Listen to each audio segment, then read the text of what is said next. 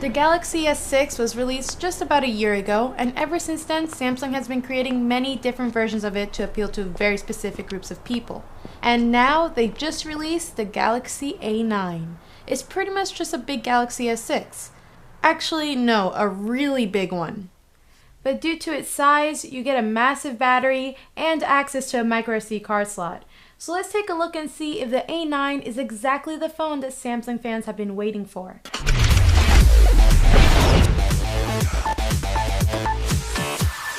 Right off the bat, this phone looks exactly like the Note 5, but when you look a little closer, you'll notice the lack of the S Pen and even the lack of the curved edges on the back. So then you begin to think, wow, this thing is pretty much a big Galaxy S6. No, actually this thing looks like a huge Galaxy S6. Now when I say huge, I'm not kidding. This is a much bigger phone than even the Note 5 due to this gigantic 6-inch screen.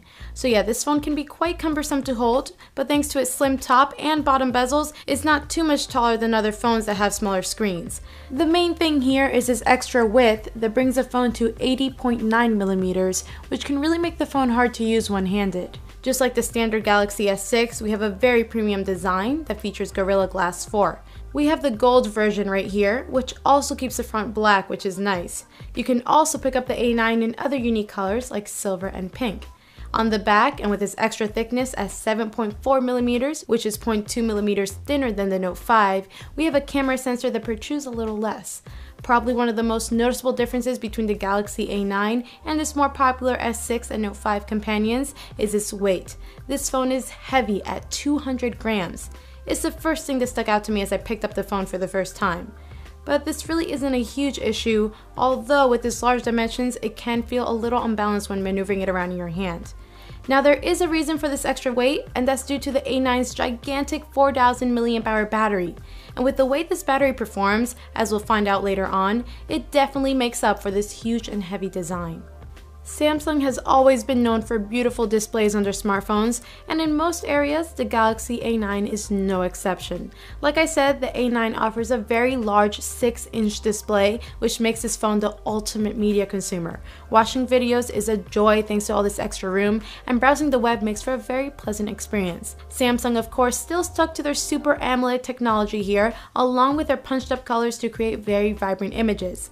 However, as we look at the display specs here, you'll notice one area where the A9 falls a bit short, and that's its resolution. A 1080 by 1920 Full HD resolution still makes for a great resolution on most smartphones today, but with a 6-inch display like the one here on the A9, it makes for a rather low pixel density at 367 ppi. So text will appear fuzzy even when holding the phone at a normal using distance, and you'll definitely notice images are not too sharp. But all this being said, I can confidently say this display is gorgeous, as I really do love great AMOLED displays and saturated colors. Sure, the resolution doesn't make for the clearest viewing experience, but with less pixels to push, well, this is why I'm so excited to get to the battery section. Like most of Samsung's lineups these days, we have the beloved fingerprint scanner, which is located on the physical home button, which is located between the capacitive buttons. It's a decent place for it because you can access it at any time, although it can be a little awkward compared to a rear-facing sensor. You still have to push the home button for the fingerprint scanner to begin reading, but it's still super fast and very accurate, only failing to read my print maybe once in every 20 attempts.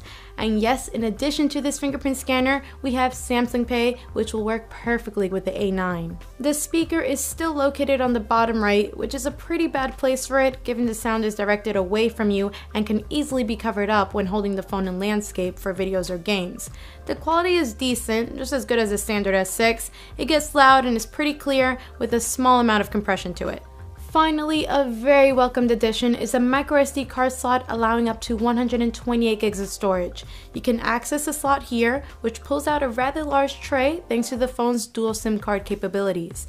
This SD card slot had been missing on the Galaxy S6 and Note 5, which caused a great amount of controversy in the tech world. So it's very promising to see Samsung include this while still maintaining a premium design. And perhaps this is a little foreshadowing for the future as well. As we run through the specs, you'll notice a very different look, as here we have Snapdragon processors and Adreno GPUs instead of Exynos processors and Mali GPUs.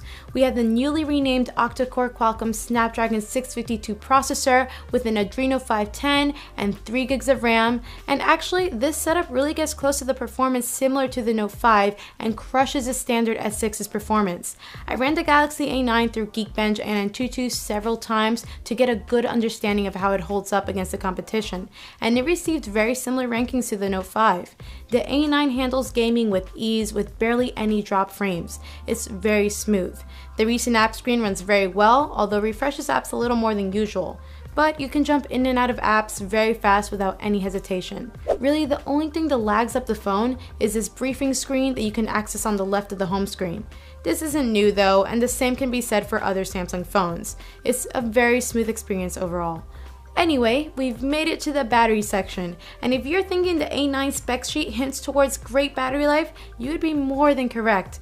First off, the battery on the Galaxy A9 is a 4,000 mAh battery, which is one of the largest on the market right now.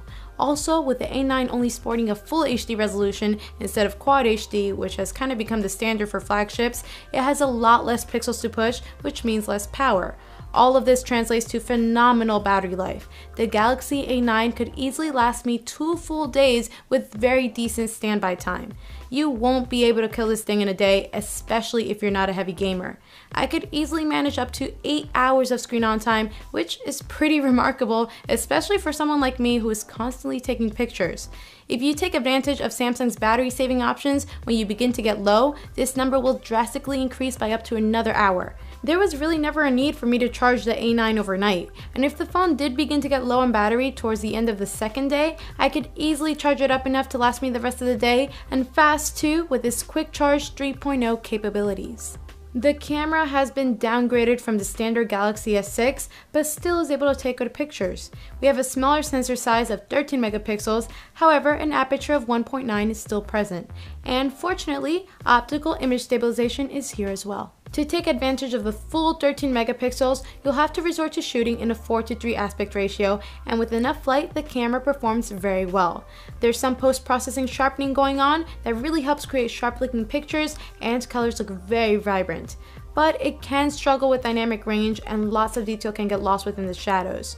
Overexposure is very common for this camera, especially on these overcast days, but HDR does a great job at fixing this and remaining realistic looking. Indoor shots that have less light will start to create very dull images with not much color and lots of noise and artifacts. The front-facing camera actually sports a larger megapixel count than its standard counterpart at 8 megapixels instead of 5. The difference in detail is actually noticeable.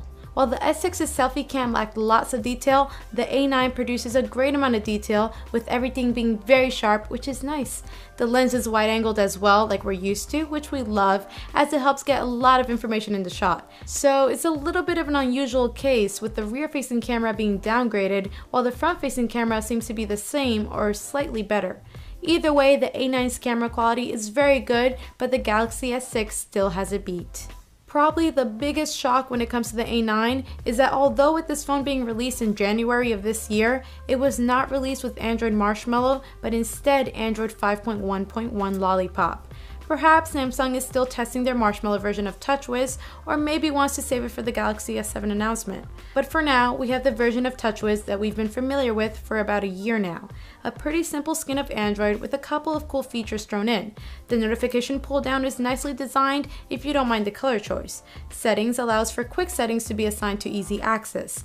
There is dual window support, which is great and runs very well, although you'll be limited to certain apps. Sure, there are some areas that may need work, like the small stutters that have to do with the home screen animations, but hopefully those can be fixed when Samsung releases their Marshmallow version for the A9.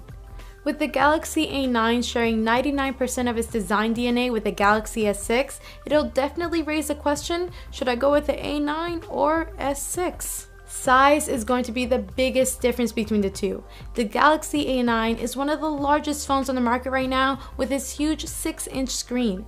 And although it's an awesome size for viewing videos, the low resolution may steer some users away. However, if you can get past this lower pixel density, you'll really love the amount of power it saves to produce amazing battery life. Obviously, that's something you couldn't say about the S6.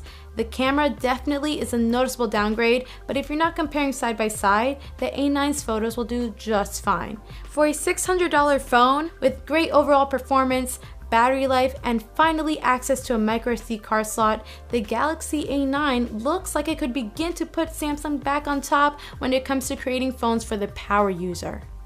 And that is it for the Samsung Galaxy A9 review. Make sure you guys let me know what you think of this phone in the comments below.